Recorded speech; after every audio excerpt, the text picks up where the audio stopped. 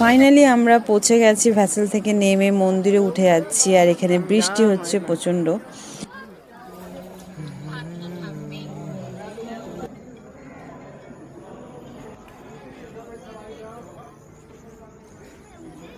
এখানেও পুজো দেওয়া কমপ্লিট হয়ে গেছে, তারপরে একটু ঘুরে ঘুরে দেখছি। সত্যি মন্দিরটা খুব সুন্দর। চলো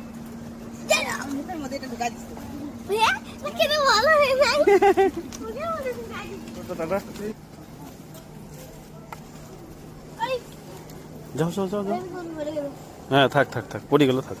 এখন আবার উঠে যাব ভ্যাসেলে। যাওয়ার পথে বৃষ্টি ছিল, কিন্তু এখন ফেরার পথে বৃষ্টি নেই, বৃষ্টি কমে গেছে। তো এখান থেকে চলে যাবো সোজা হোটেলে।